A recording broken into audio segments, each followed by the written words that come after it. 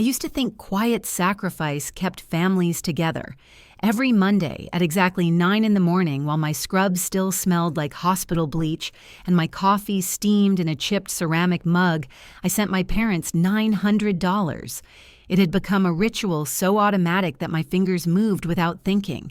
$900 a week to keep peace, $900 a week to buy silence, $900 a week to pretend we were still a family. Sometimes I told myself I was doing it for Ava, that if I kept everyone comfortable, my daughter would at least have grandparents who showed up for her. That was the lie I fed myself. The truth was much uglier. They had trained me to pay for dignity. 2 months ago, I paid the electric bill for them. The clerk told me the balance was past due again, so I covered it before they could lose power. When I walked into their living room with the receipt, Denise looked at my daughter and said with that dry little laugh she always saved for me, that I should learn gratitude since I used up so much money on unnecessary things. Ava stood there holding a homemade drawing of a pink house, smiling at her grandmother, and Denise never even looked at the paper. Gerald watched from his recliner and added that at least I could afford to help because someone in this family needed to understand responsibility. The insult burned in front of my child, but I swallowed it. I always did. I thought if I stayed quiet, nothing worse would come. A week later, at a church dinner, Gerald complained loudly about my spending habits. He told the neighbors that I bought luxuries instead of being a proper daughter. He joked that I was still paying my childhood debt. People laughed. I forced a smile because Ava was sitting next to me with a plate of cupcakes, and I did not want her to see me crumble. That night, I paid their overdue water bill and set aside money for another car repair Gerald claimed he could not handle. Every time I sent money, I told myself this was the moment they would soften. My daughter believed they loved her. She asked if Nana would braid her hair like last year. She asked if Grandpa would read her a bedtime story. Children do not understand cruelty. They only understand the promises adults make and break. When Ava turned 6, we held a small birthday party in our backyard. Pink streamers fluttered from the fence. I baked cupcakes even though I was exhausted from a double shift. Neighbors dropped by with small gifts. Ava twirled in her dress and checked the gate every few minutes, waiting for her grandparents. They never came. They never called. My phone vibrated once at noon. A text from Denise. "Tell Ava happy birthday, that was all. No punctuation, no love, no reason." I stared at the words until they blurred. I tried to call, and when Gerald answered, I asked why they were not coming. He sounded annoyed, like I had interrupted something important. "We do not feel like it." My voice shook when I said, "Ava waited for you. She made a card." There was a pause, and then he delivered the sentence that cut straight through my spine. "Your child means nothing to us." The world did not explode. It went quiet. The refrigerator hummed. The balloons drifted against the ceiling. The frosting started to melt. I could not speak. When I finally lowered the phone, Ava was still on the porch steps staring down the road with her cupcakes and her sparkly shoes, believing love was something that always arrived late, but eventually came through. I wanted to scream, but I kissed her forehead and told her we still had fun. That night, after she fell asleep with her stuffed rabbit, I opened my banking app. Years of payments stared back at me. Rent support, grocery transfers, medication costs, gas cards, a list so long, it looked like a ledger of guilt. Then I noticed something I had never seen before. A transfer of $5,000 from Ava Education Fund with a memo labeled Family Help. I had created that fund when Ava was still in diapers so she could have a better life than mine. My parents were never supposed to touch it. I stared at the screen until my eyes stung. The anger came slowly like a cold, rising tide. They did not just ignore my daughter, they took from her. They took from her future. I pressed cancel on the weekly transfer. Then I removed their access from every connected account. My hand trembled as I hit confirm because 8 months of habit does not die quietly. When the confirmation appeared, I felt something snap loose inside my chest. Freedom does not roar. Sometimes it whispers. I walked back to Ava's room and watched her breathe, cheeks flushed, hair tangled. I promised myself I would protect her even if it meant burning every bridge I built just to keep peace. I lay in bed wide awake knowing that when morning came, the silence from my parents would turn into fury, and I no longer cared. If you heard your child meant nothing to someone who should have loved them, would you stay silent or would you finally walk away? I work nights at St. Mary's Hospital in Richmond, Virginia, mostly in the surgical wing where the floors always smell like antiseptic and the lights never dim. Night shifts mean overtime pay, but they also mean I come home when most people are waking up. My income is steady enough to keep a small apartment for Ava and me, pay for her school supplies and keep food on the table, but it is not generous. Every dollar has a place. The $900 I sent my parents each week came straight out of my paycheck before I allowed myself to think about rent or groceries. $400 went toward their rent support. $200 covered utilities and medication refills. $150 went to groceries, and the last $150 went to gas or car repairs for Gerald, since he always said something was breaking. The numbers made sense on paper, and if anyone asked, I would have said it was my duty as their daughter. That is what I believed for a long time. When I first set up the weekly payments, I told myself they were temporary. My father had slipped on ice one winter and claimed he could not work the same hours at the repair shop. My mother insisted her arthritis made it painful to stand for long periods.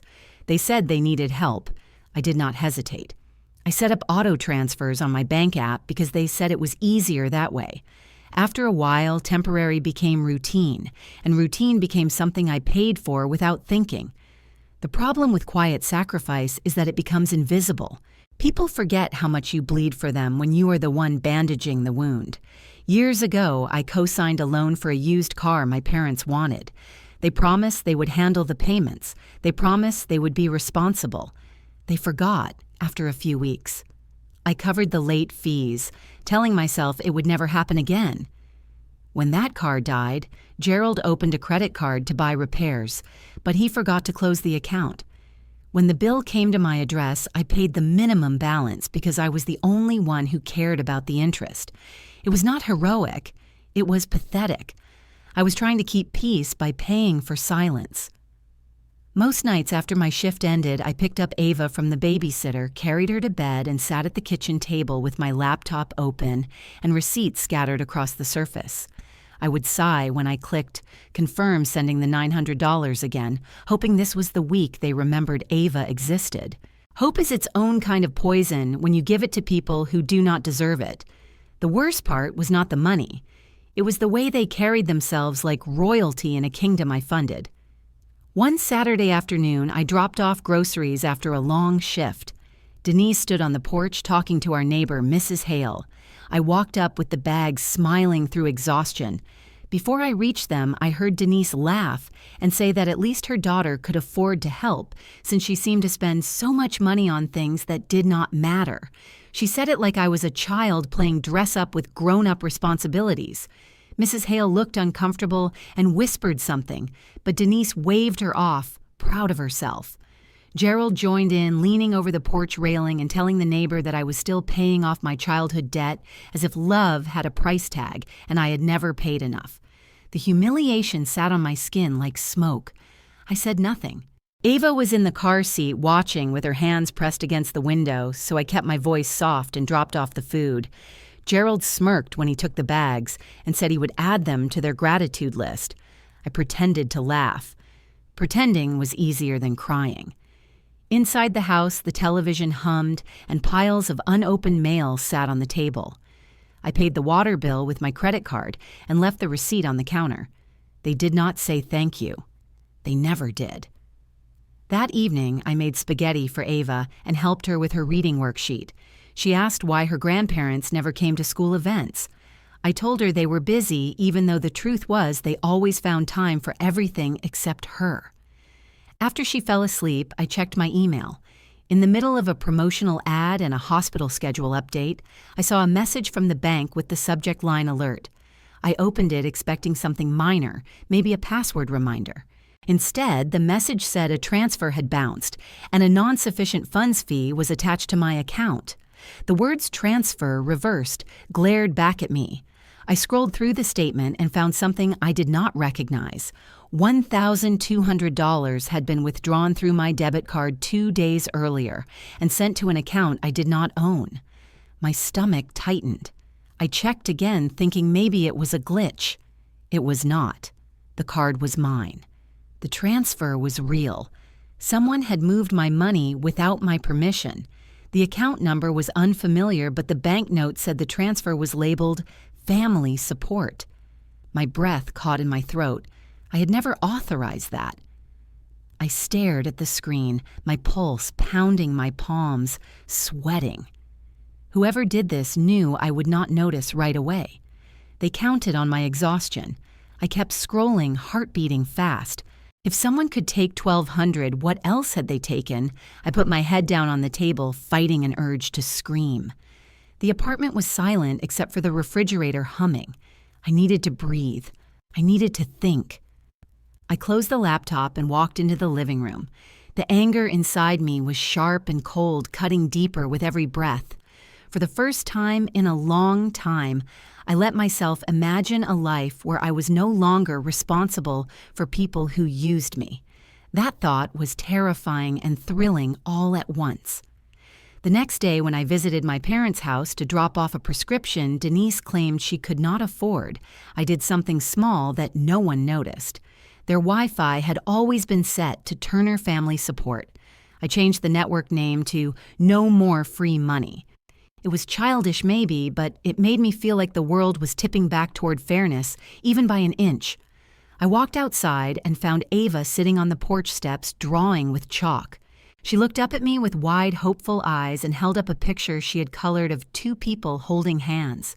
She told me it was a birthday card for Grandma. She asked if she should bring it inside or wait until Grandma came to visit. Her voice was soft, sweet, patient. I felt something twist in my chest. I told her we should wait, but I knew we would be waiting forever. As we drove home, I kept seeing the bank alert in my mind. Transfer reversed. $1,200. Someone was stealing from me while pretending I owed them everything. That night, after Ava fell asleep clutching her stuffed rabbit, I opened the laptop again. The numbers in my account told a story, and for the first time, I was willing to read it without excuses. Something had shifted inside me. The seed of betrayal was no longer small. It was growing. And I knew this was just the beginning. Ava's 6th birthday fell on a warm Saturday in May, the kind of day where the sun felt gentle and the yard smelled like cut grass and lemonade. I'd worked a double shift the night before, but I woke early to hang streamers in shades of pink and gold across the fence. I blew up balloons until my cheeks hurt and tied them to the porch rail, hoping they would catch the breeze and make the world look happier than it felt. Ava helped frost cupcakes, smearing white icing across her small fingers, giggling as she licked the sweetness away. She spun in her sparkling birthday dress and asked if Nana would braid her hair later. I told her maybe, even though a heavy certainty settled at the base of my throat. We set out paper plates, lemonade in mason jars, and a plastic tablecloth decorated with cartoon unicorns. The neighbor Erin came over with her son and handed Ava a small wrapped book. Other kids from the block arrived, slowly filling the yard with laughter and the sound of bouncing shoes on the grass. But 2 chairs stayed empty, the ones I saved for my parents. Every time someone walked through the gate, Ava looked up with bright expectation. When it was not them, she returned to her cake or her games, still smiling, still hopeful. Around 2 in the afternoon, as the sun climbed high and the cupcakes began to soften, Ava whispered that we should wait a little longer. Maybe they were stuck in traffic. Maybe they got lost. Children believe in happy endings, even when the adults prove otherwise. I checked my phone again, the screen reflecting sunlight and sweat. No missed calls, no explanation. Just a silence that felt louder than any argument. I tried to keep my voice light when Erin asked if everything was all right. Of course, I said, maybe they mixed up the time. But inside, my heart beat harder, a slow thud that drummed against my ribs. When the last little guest left around 3:30, Ava sat on the porch steps with frosting on her dress and hope still clinging to her voice.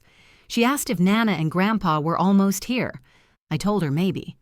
The lie tasted bitter. I walked into the kitchen to check my phone one more time as if wishing could make something appear. That is when the message came. 2 shining gray bubbles sent at noon from Denise. "Tell Ava happy birthday. We are not coming." Then a separate line as if she could not resist twisting the knife. "We have priorities today." My jaw locked. The world seemed to narrow to the tiny glowing words on the screen. No apology, no reason, not even a period at the end of the sentence. Just dismissal.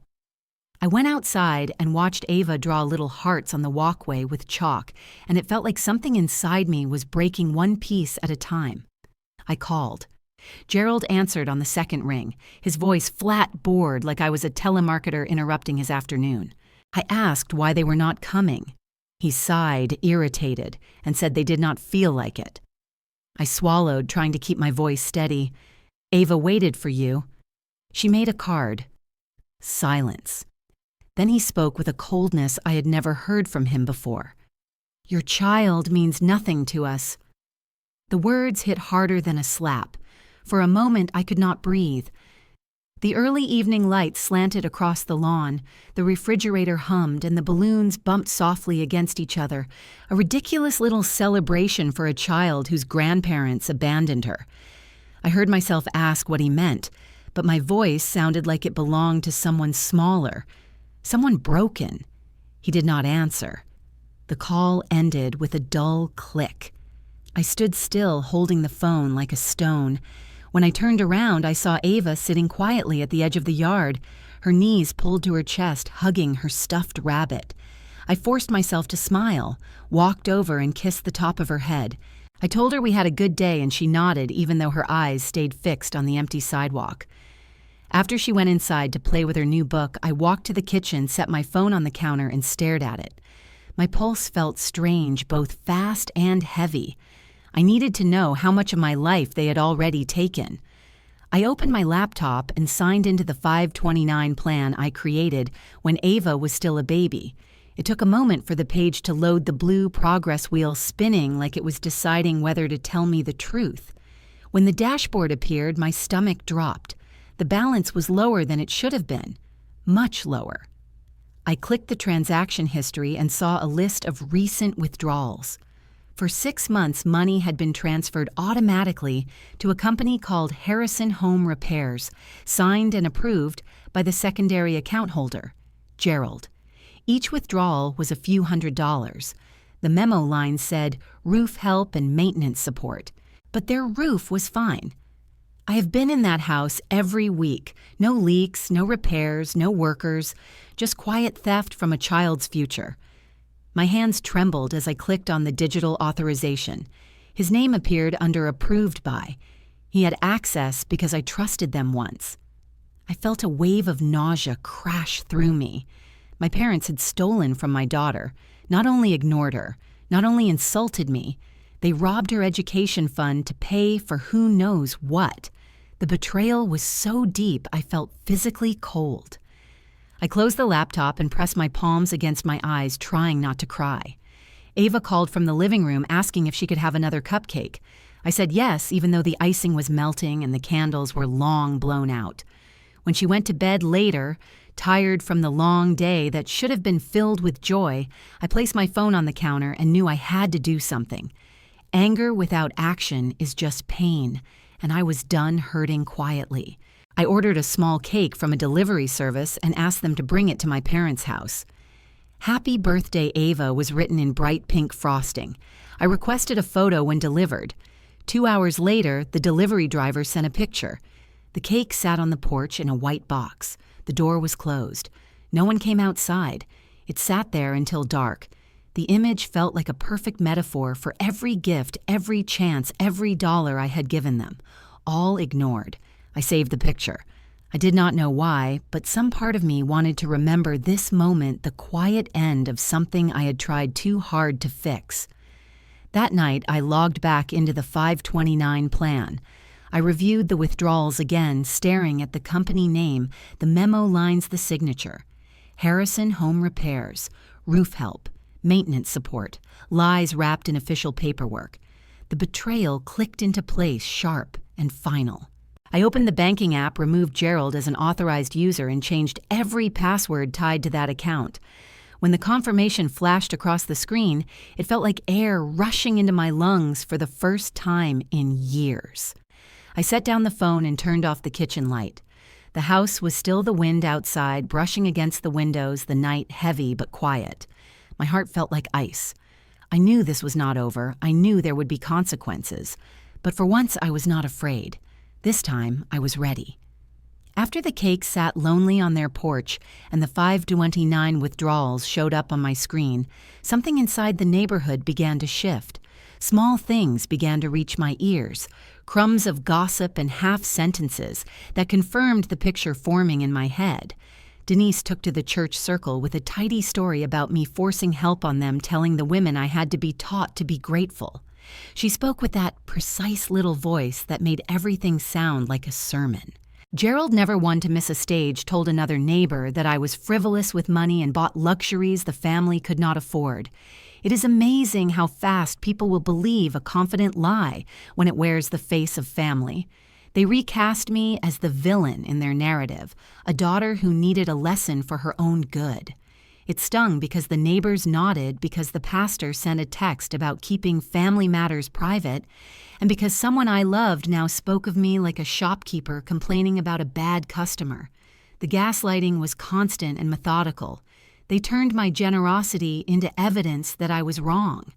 I found myself answering the same whispers at the grocery store and stray looks at the playground until my patience wore thin and anger pooled in my chest like a storm gathering on the horizon. I knew I had to be smarter than their small cruelties. I started with the easiest things, first small acts that cost me little, but stung them because they were public and pointed. I ordered a basket of assorted treats and a card signed only with a simple tag that read, "Thanks for the memories," and "For when you remember birthdays." I left it on their stoop at dusk with no note, no name, only the sight of the basket and the polite, obvious card. Within the hour, a neighbor who liked to mind other people's business texted me the picture just to be petty and perhaps surprised by my nerve. The photo showed their porch light on and an untouched basket, and the caption was damning in its own mild way. That small, anonymous act made me laugh, a short sound that tasted like relief. It was petty and perfect. I wanted more. I wanted to unsettle them in ways that would not cross legal lines, but that would push their fragile facade to crack. I started calling service providers they used regularly not to steal or sabotage, but to tidy up details they themselves had left sloppy. For years, they had used the same account through a streaming service and registered it under an email they no longer checked. They had forgotten to update billing alerts and had listed an old phone number that forwarded to a landline. I called the provider, verified the last four of the account number, and offered to update the mailing address and suggest new security questions. I did not change payment methods or close the account. I only nudged. When the billing statement later showed their address and the note that a security challenge had been updated, they were forced to call customer service in a flustered effort to prove their identity. It is petty, perhaps, but it was effective.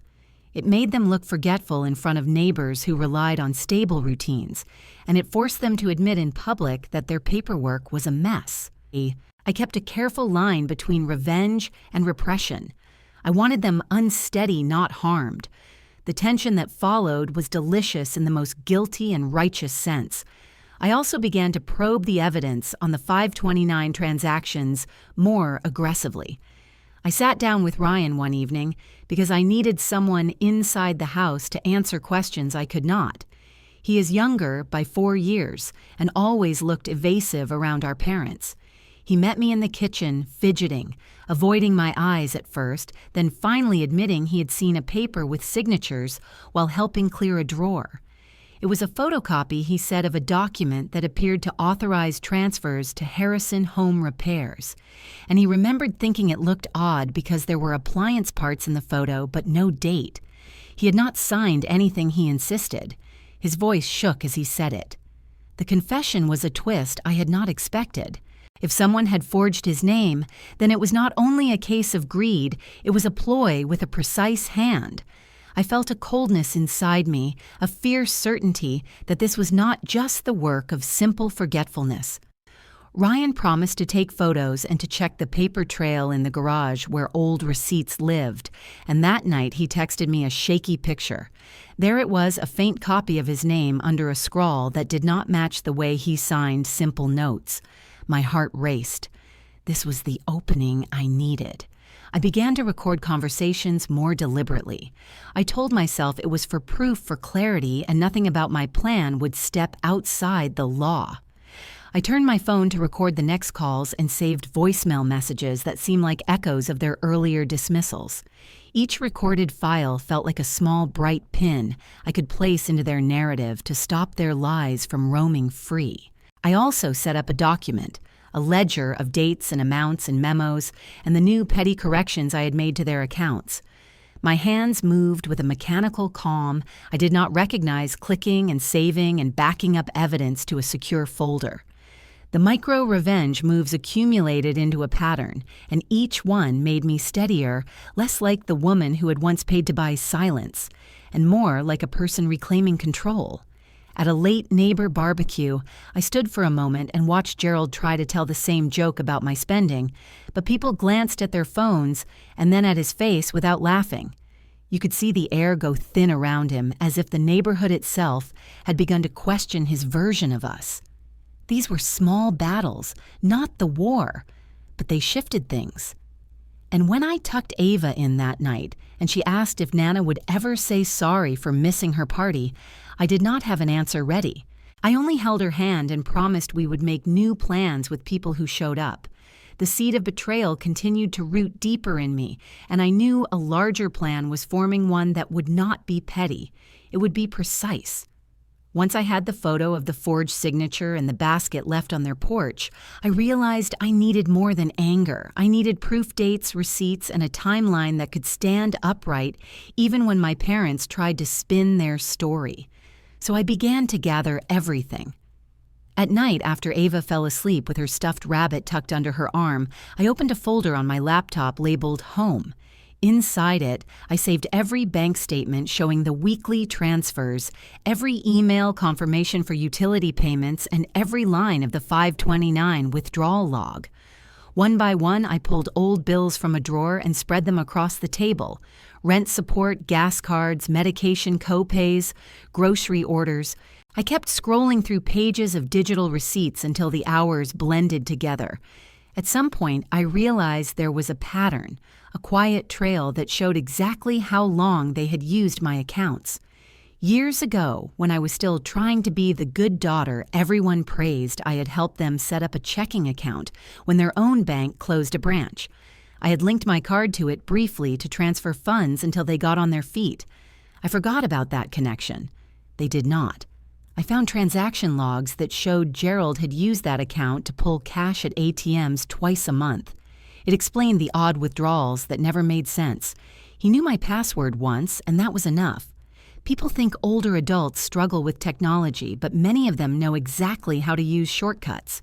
Every Amazon purchase leaves options open, like the one-click card saved for future orders.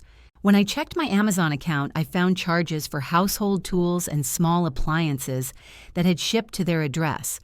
I had never seen them because I rarely checked my order library. It was infuriating and embarrassingly simple.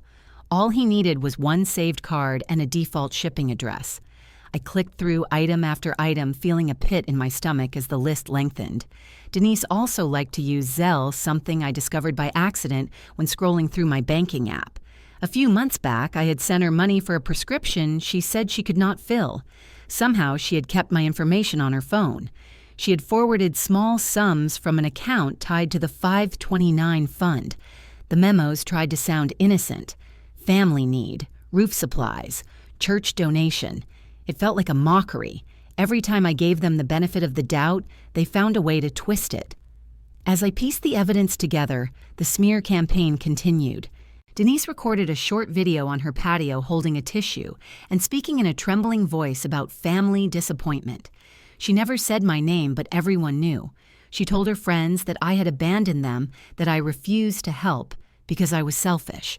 Someone shared the video in a private church group, and by the next week, women who used to stop and say hello crossed the street when they saw me coming.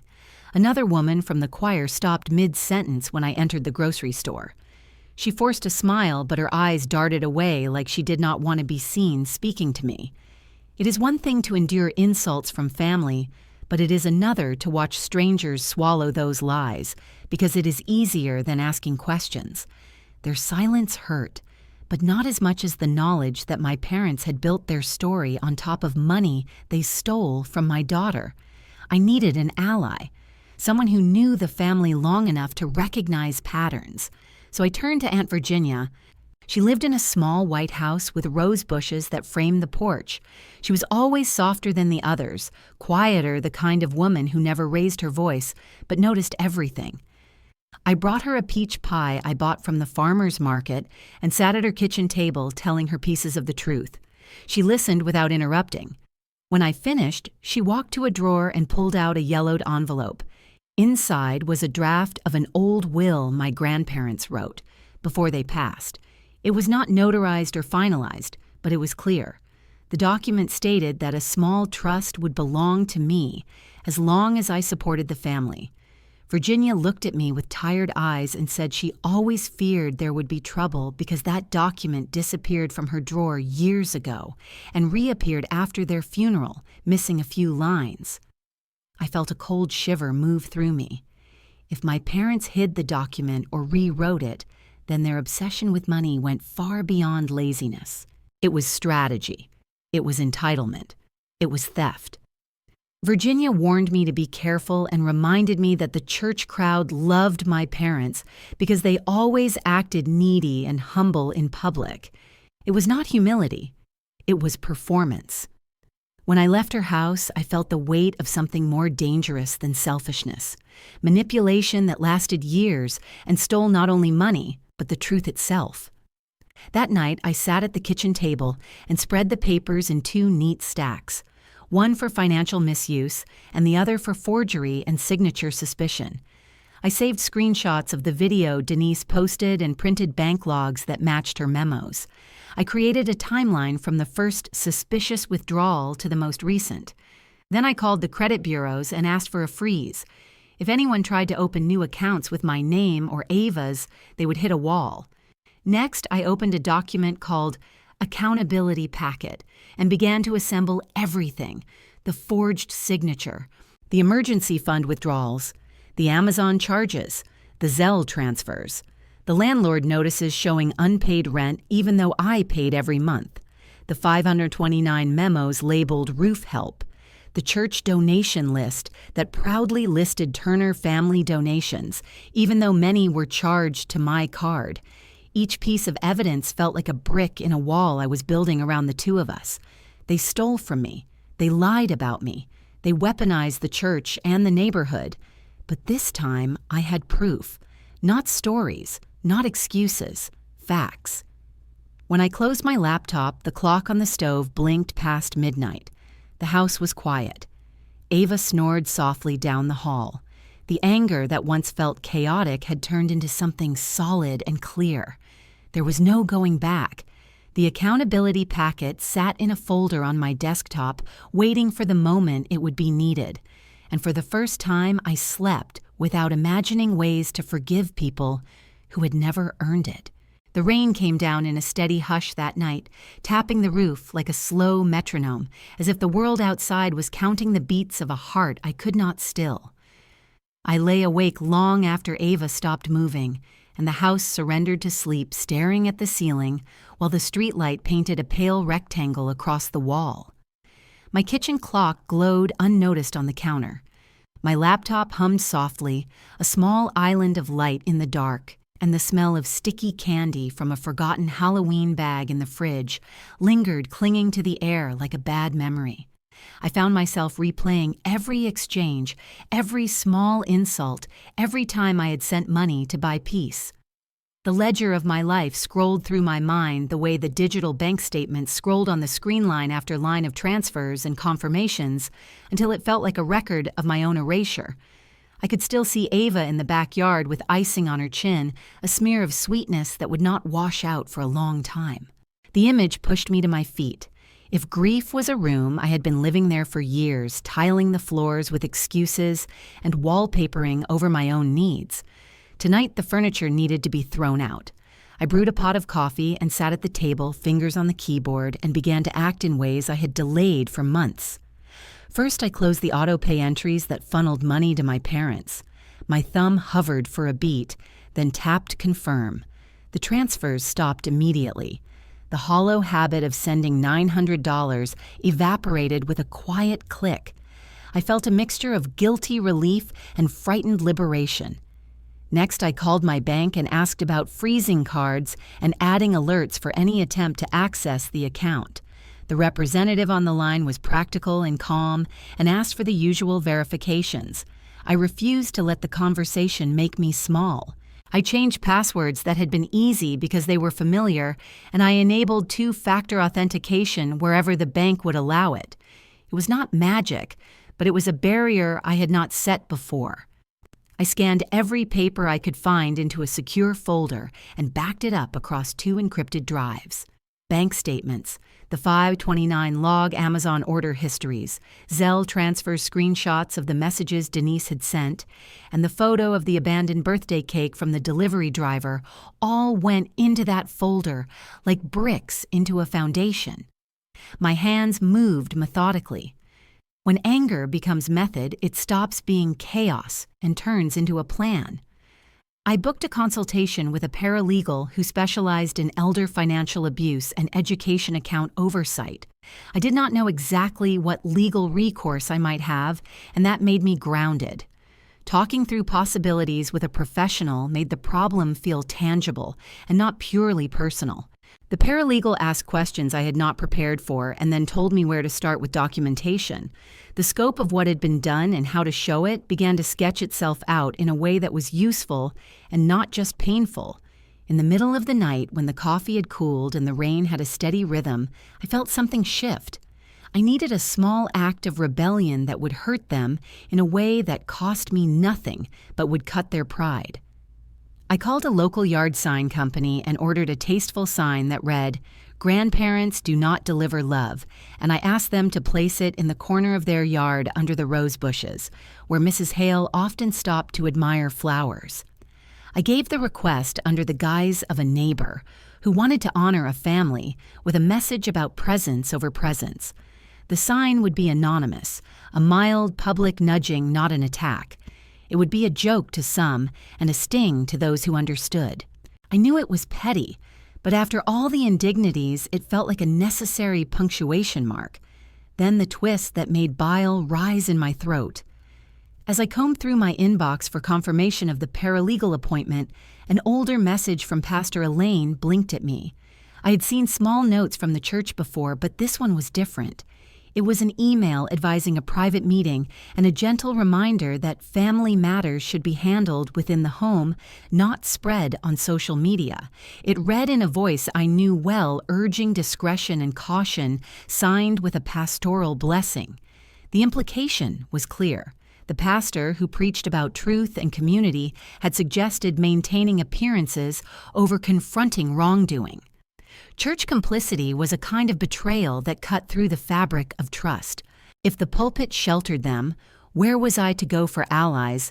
The email did not absolve me of responsibility, but it made it clear that institutions I had trusted would likely side with appearances rather than my daughter. The realization hardened something in me. This would not be a private row between family members. It would be a public accounting if necessary. I closed the email and set the laptop down, and then I began to write the first lines of an accountability packet. The header was simple and could be read by anyone who opened it. Timeline of transfers, source documents, photographic evidence, witness accounts. I wrote until the first light of morning leaked through the curtains. Each line I drafted steadied me, turning fear into a tool. As I prepared this packet, I also prepared myself mentally for the choices ahead. There was a question I knew I would ask viewers of any story like this, because it is the question I kept asking myself amid the paperwork. If you found forgery in family finances, would you go public or file quietly? The question hung there in the dim room, both challenge and plea. I felt exhausted and composed at once, like a soldier who has set up camp in a place he now owns. I backed up the files, labeled them, and saved multiple copies in different locations. I made a list of the people I might need to contact if everything escalated from the landlord to the bank fraud department to the paralegal. I practiced speaking the facts out loud in a calm voice because truth is less persuasive if it trembles. By the time the rain softened and the birds began to insist, on the new day, I had moved from the dark tunnel into a narrow corridor of action. The plan was not revenge for its own sake. It was protection, and that distinction felt important. I would do all of this for Ava, for the future she had been promised, and for the dignity that had been stripped from our lives. The calm I found in that documentation felt like a small victory. I sat at the table and watched the sun lift the edges of the storm away, and I felt ready to do what I had delayed for too long. Monday morning at 9 o'clock, I sat at the kitchen table with my phone beside a fresh cup of coffee and did the simplest thing I had done in years. I did nothing. No transfer, no auto pay, no $900 leaving my account. With the cold efficiency of a weekly ritual, it was like shutting off an oxygen valve that had been quietly feeding a fire in someone else's house. The silence was strange and clean, and within minutes my phone rang. Denise's name filled the screen, her voice sharp from the first breath, asking why her account did not show the money and whether the bank had made a mistake. I tapped record on my phone with a calm that surprised me and told her the truth. I was done until the public lies were corrected and the college fund transfers were explained. She launched into the familiar routine of guilt and accusation, telling me I was selfish, that family helped each other, that I was embarrassing her. Gerald came on the line and said that a decent daughter would understand the pressure they lived under. I let him speak until he ended with a bitter insult about Ava not deserving better than a homemade cake. My voice steady as a held blade, I said the single word that mattered, no. Not until you fix this in public. The silence that followed was heavy and strange, as if they could not process resistance. They hung up without a goodbye, an old habit of control denied, and I opened the folder on my laptop named Accountability Packet. Inside was everything I needed: timeline of withdrawals, bank statements with highlighted transfers, screenshots of the messages, and a photo of the abandoned birthday cake left on their porch. I attached copies and sent the packet to the landlord Richard, to Pastor Elaine, to Lauren, who had seen the ugliest days, and to Aunt Virginia, who had always suspected something was wrong. The email was short and factual, no accusations beyond the documents, no exaggeration, only dates and numbers and receipts. There was a strange relief in the clarity I had spent so many years defending myself from their narrative, that speaking in pure facts felt like stepping into fresh air within an hour. Richard replied his message so direct that I reread it twice. He thanked me for sending proof because he had been suspicious for months.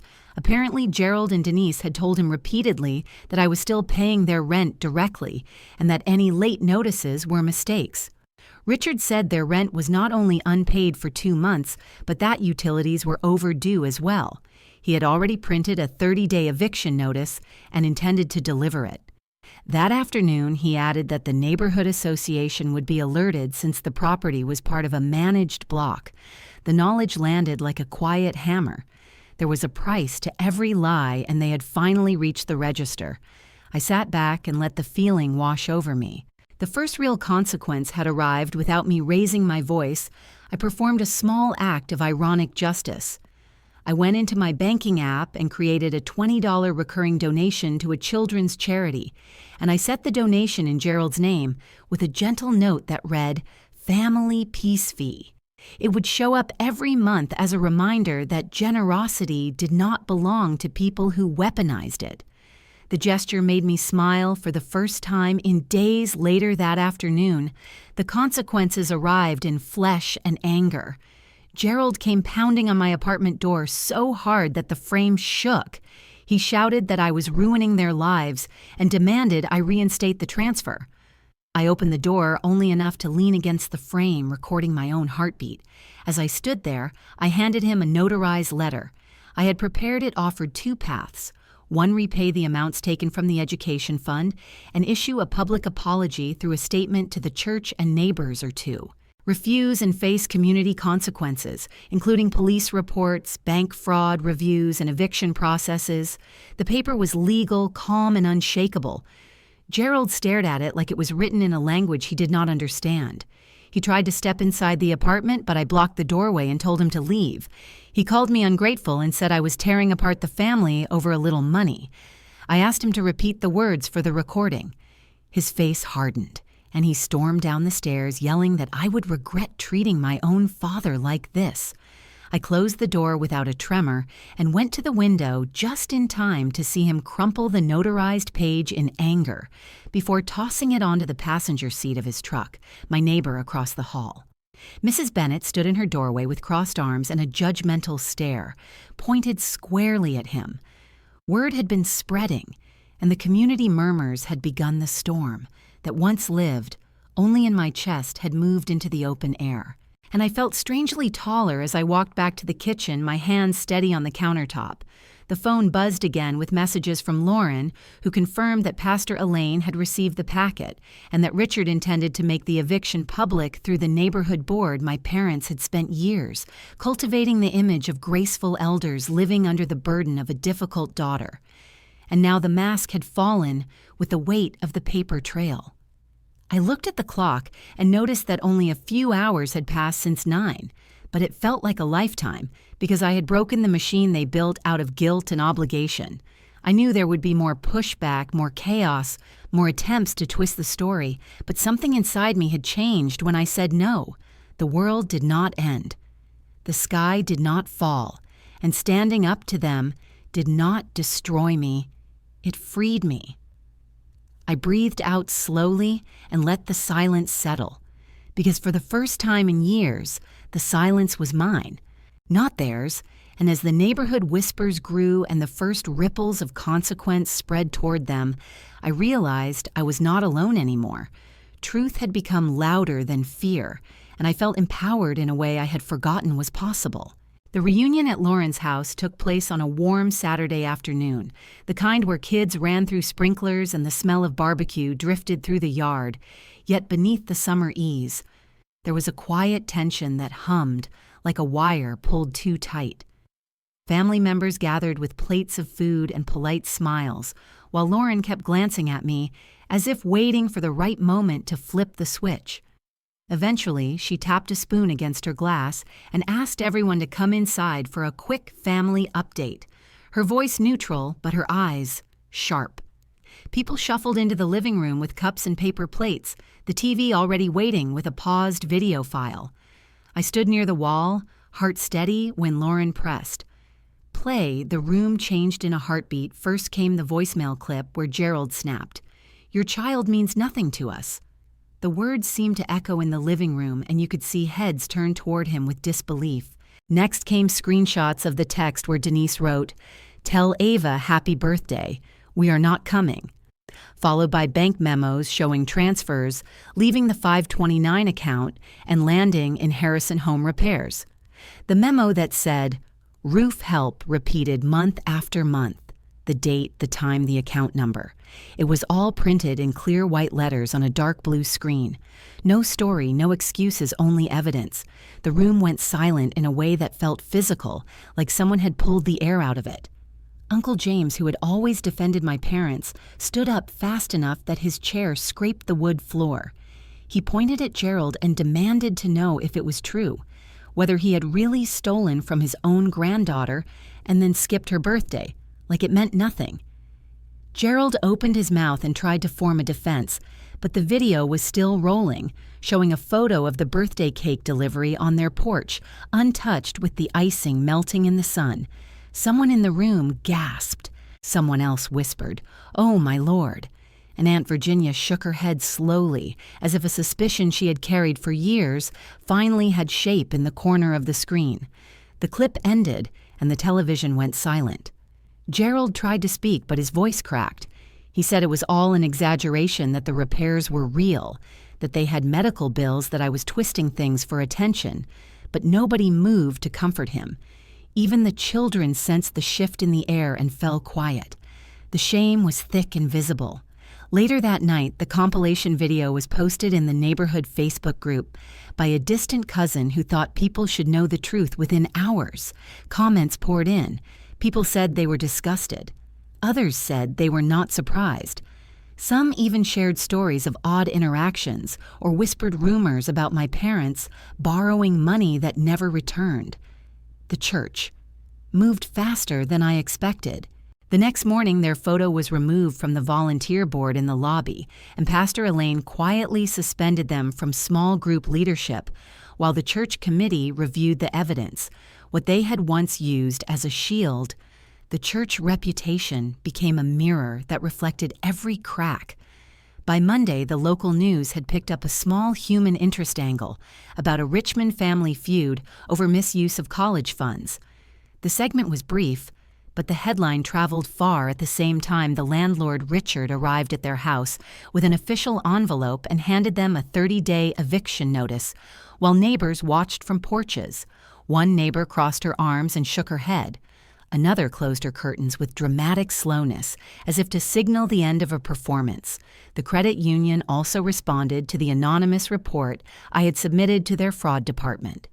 They froze the suspicious accounts pending investigation.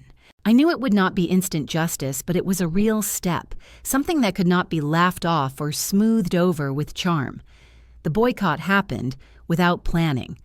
Neighbors stopped waving, stopped offering rides to church, stopped pretending nothing was wrong. They walked past my parents' house with silence instead of greetings. There was no shouting, just cold distance, the kind that hurts more. The micro-revenge that made me smile came when the bank began reversing a portion of the transfer's pending review. Small amounts flowed back into the 529 account. No apology, just silent corrections, like an institution saying we saw enough to intervene. Gerald tried one last desperate defense. Claiming the money had gone to medical bills, he held up printed statements and waved them at Uncle James during another tense conversation. But my cousin, who worked as a nurse in the same clinic, pulled up the medical system summary and showed there were no visits and no charges under his name. For the months he listed, he had faked it, printed bogus receipts on a home template program. Aunt Virginia looked at him with real sorrow, then placed her hand on mine and said, "I am so sorry, Emily. You deserved better than this." Slowly the family closed around me instead of them. Not with celebration, but with a quiet understanding that a line had been crossed too far. The public exposure was not a dramatic explosion. It was the systematic unraveling of a story they had told for years. The image of hardworking parents with an ungrateful daughter collapsed under the weight of their own financial fingerprints. I sat on Lauren's porch swing with Ava curled beside me as she ate a cookie, shaped like a butterfly. The sun warm on our faces, the wind light, people came out of the house to see how we were doing. Someone put a hand on my shoulder. Another hugged Ava. The solidarity was gentle and steady, and it made my throat tighten with something like relief. Not triumph, but relief.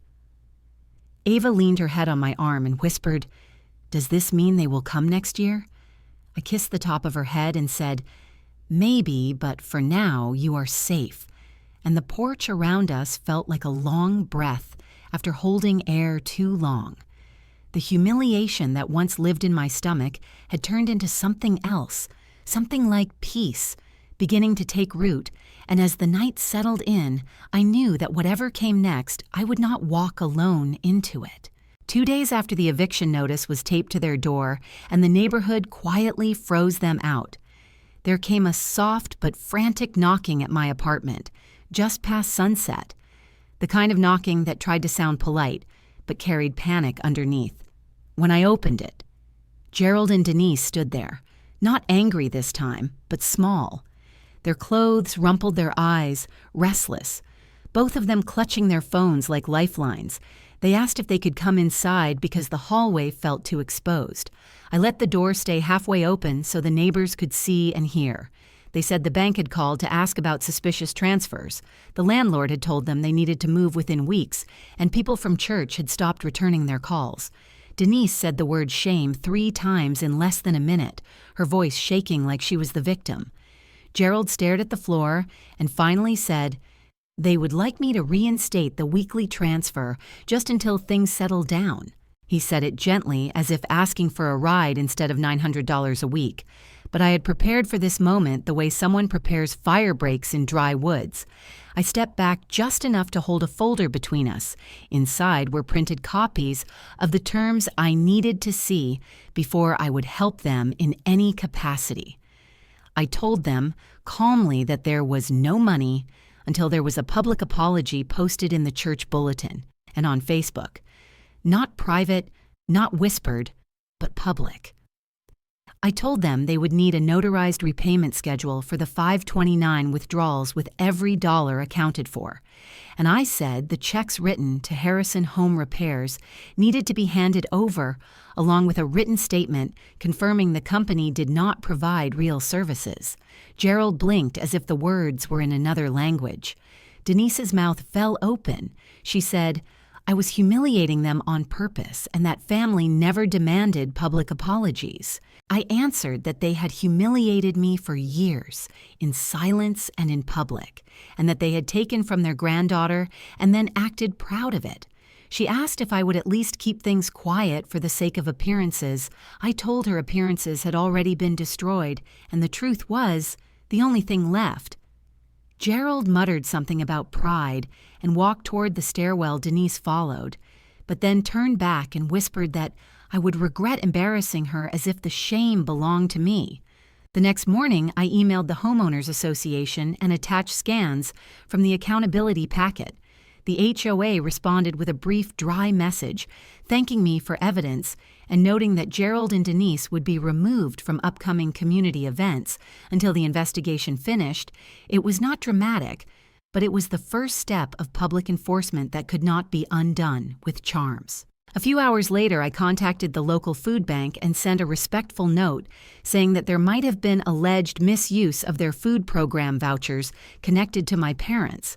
I was careful to use the word alleged and let the documents speak for themselves. The food bank director replied that they would review the matter. That reply alone was enough for a small ripple to move through the community acts that once carried private consequences, now carried public shadows. But I was not finished. I placed an online listing on a popular community board, a simple, tasteful ad that read rental available at my parents' address, with no details besides contact information. Within an hour, I heard from Lauren that my parents' phone had been blowing up with calls asking about the rental. Some callers even asked when tours were available. Neighbors laughed quietly, but no one defended them, and I sat at my dining table sipping tea, recognizing the strange justice of letting them taste the same humiliation they had served me. Late that afternoon, Denise returned this time without Gerald. She knocked softly and handed me a sheet of paper, titled Repayment Note. It claimed they had agreed months ago to repay funds, and she insisted I had simply forgotten the agreement. Her hands shook with indignant confidence. She spoke in a gentle voice full of sweetness and hurt, trying to gaslight me the same way she had for years, but I had learned to see the shape of her lies. I unfolded the paper and saw that the signature looked like a rushed copy of my handwriting. The date stamped near the top did not match the timeline. In the bank records I carried, the paper inside returned moments later with a notarized timestamp from the bank metadata I had obtained the week before.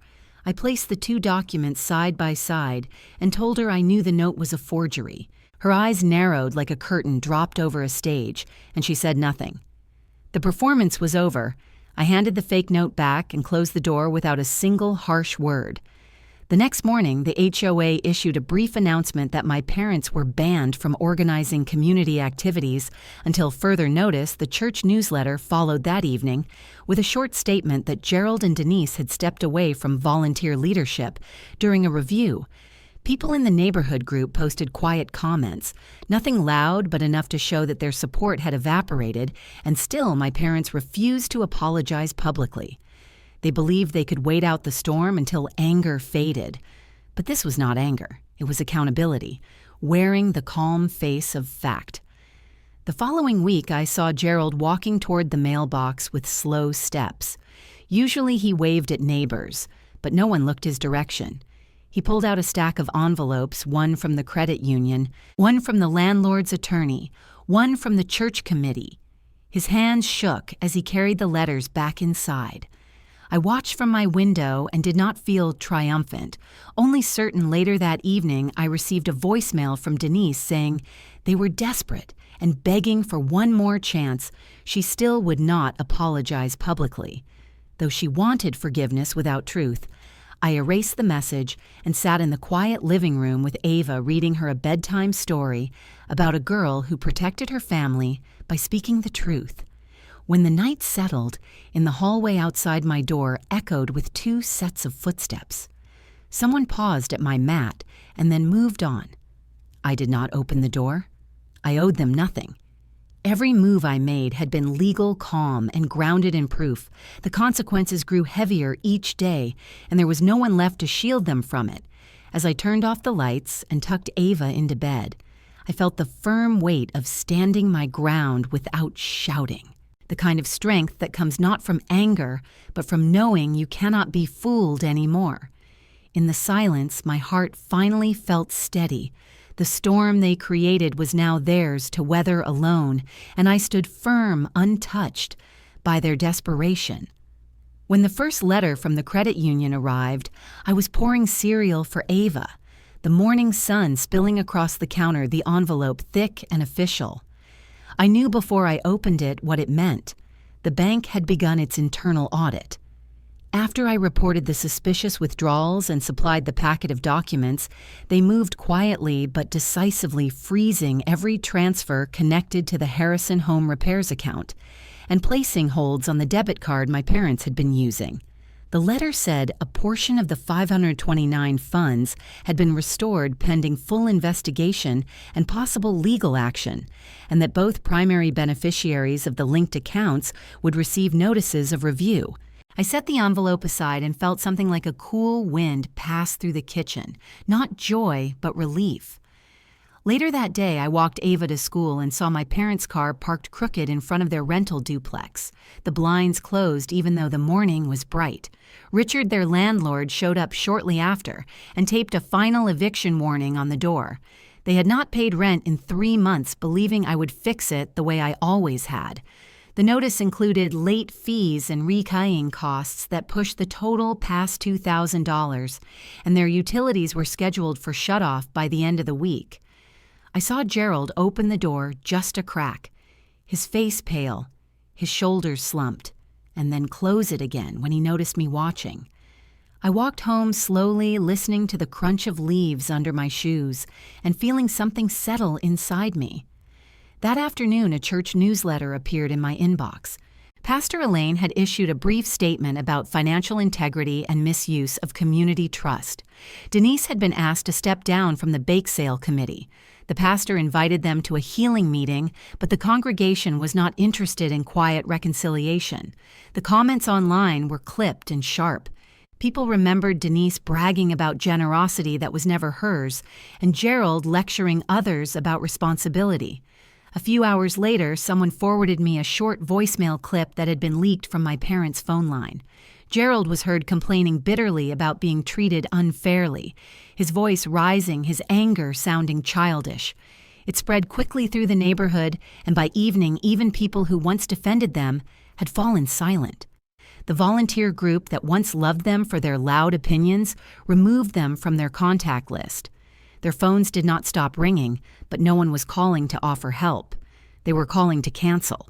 I met with a pro bono legal advocate downtown. She reviewed my folder page by page and told me calmly that I had strong grounds to file a civil complaint for misuse of education funds and potential forgery. She explained that any action would move slowly and gently, that these cases were about accountability, not revenge, and I nodded, knowing slow justice was still justice. A week later, a deputy placed a civil notice in their hands. Richard delivered the eviction ruling.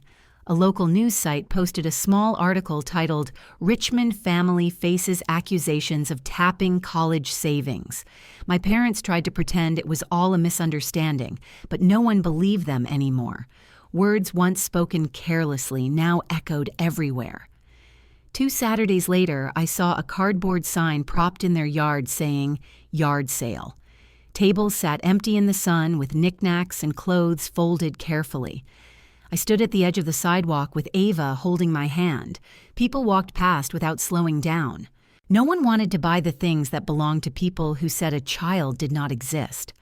On one of the tables sat a small wooden clock with faint carvings on the sides. It had been mine, once a gift from my grandmother loaned to my parents when they moved. My grandmother's initials were carved underneath. I walked across the yard, picked up the clock, held it for a moment, then carried it home in silence. No one stopped me. No one could. It felt like time itself was coming back where it belonged. Ava and I spent the afternoon frosting cupcakes and blowing up balloons. Our neighbors arrived one by one, bringing paper plates lemonade and store-bought cookies. We held a small birthday party for Ava right there in the front yard. The air smelled like sugar and grass. Children laughed, ran, and played tag. Some adults sat on folding chairs, shaking their heads with quiet satisfaction. When a breeze shifted, I looked toward my parents' yard. Their tables were still full, but they stood alone. Not a single person approached to buy or comfort them. The contrast was so sharp, it almost hurt to look at, not because I felt guilt, but because I finally felt free. For years, I thought keeping the peace meant paying for it, closing my mouth, and carrying their shame like it was mine. Now peace looked like sunlight on Ava's face and laughter that did not depend on anyone but us. That evening, as people gathered their kids and said goodbye, several neighbors hugged me and whispered that they were proud of me, that they had seen everything clearly now, and that I had done the right thing. Ava fell asleep early, tired from fun instead of sadness. When the house grew quiet, I placed the wooden clock on the shelf by the window and listened to its faint ticking. Each second felt like a soft step away from the years that had drowned me in obligation. I did not feel triumphant or cruel. I felt calm. The consequences that wrapped around my parents were of their own making. Every bill, every frozen account, every locked church door, every phone call unanswered, every whispered conversation in the grocery store aisle. They had taken from a child and expected to be loved anyway. They had gambled with dignity and lost. When I closed the curtains and turned off the lights, I knew something had ended forever, not with shouted accusations, but with quiet facts that no one could undo. And in that silence, I let myself breathe. The week after the yard sale that no one attended, I sat at my kitchen table with a stack of papers and a pen, the wooden clock ticking softly beside me. It was time to rebuild in a way that could not be undone.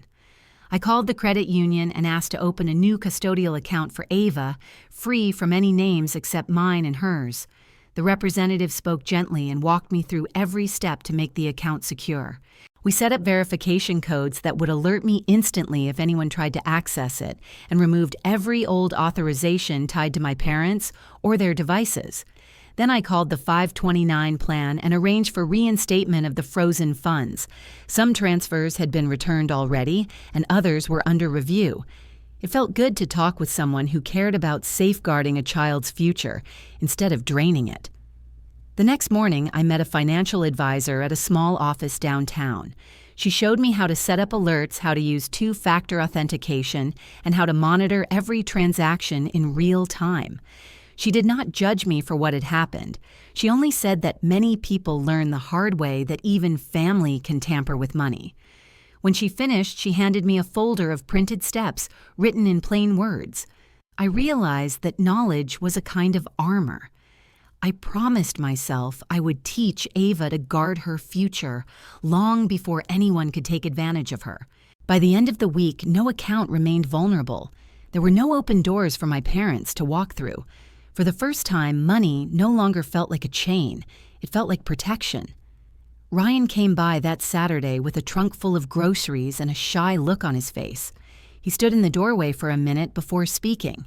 He apologized for not telling me sooner that he had been sending money to our parents, too, that he had believed the same lies that he had hoped they would change. I told him I understood, and for the first time we talked like siblings instead of hostages, tied to the same debt. He pulled an envelope from his jacket and said he wanted to cover Ava's music lessons for a while. He said she deserved something joyful that had nothing to do with adults and their mistakes. I hugged him, and Ava hugged him too. Aunt Virginia stopped by later with a pot of chicken and rice. She placed her hand on my shoulder and said she was proud of me, that she wished my grandmother could see how strong I had become. She told me that if I ever needed help or guidance, she would stand beside me. For the first time in years, I believed someone meant it. When the house grew quiet that night, I thought about whether I would ever see my parents again. The pain had not vanished. It had simply changed shape, like a storm that moves on but leaves puddles behind. I knew I could not erase the past, but I could build something better for Ava and for myself. If my parents ever apologized publicly and repaid what they took, maybe there could be a small crack of space where forgiveness might live. Maybe in 5 years or 10. But forgiveness is not a door that stays open when no one bothers to knock. A few days later, I sat at my computer and scrolled through my banking app. There it was on the screen, glowing like a quiet victory. Recurring transfers, none. Just that one simple line. I clicked to confirm and let my hand rest on the desk. Then I closed the laptop and walked down the hall to tuck Ava into bed. She was half asleep, holding her stuffed rabbit against her cheek. As I smoothed the blanket, she blinked up at me and asked if Grandma might come one day. I kissed her forehead and told her gently, "Maybe. But we have us, and that is enough." She smiled a sleepy little smile and drifted back into dreams. I stood in the doorway and listened to the sound of her breathing, steady and safe.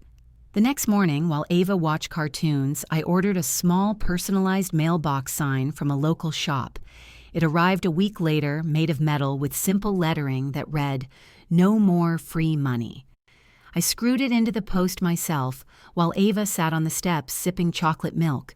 Some neighbors walked by and laughed warmly. It was not cruel or loud. It was just a reminder that the rules had changed. That weekend, we went to the park, just the two of us. Ava drew chalk stars on the sidewalk and told me which ones were ours. The air smelled like grass and sunshine. It felt like the beginning of a life where peace no longer cost anything. And as the day settled into evening, I thought about all the people who carried stories like mine stories, where family hurt them, and they stayed quiet because they were taught that love meant endurance. I wished I could sit with each of them and tell them that love without respect is not love at all, that it is never wrong to choose peace, even when others call it abandonment. When we got home, I opened my laptop and wrote a short message for anyone who might need the courage I finally found. If you have ever had to choose peace over people who hurt you, share one line below. Your story might help someone choose freedom. I hit save and closed the computer. The house was quiet, but it did not feel empty anymore. It felt earned.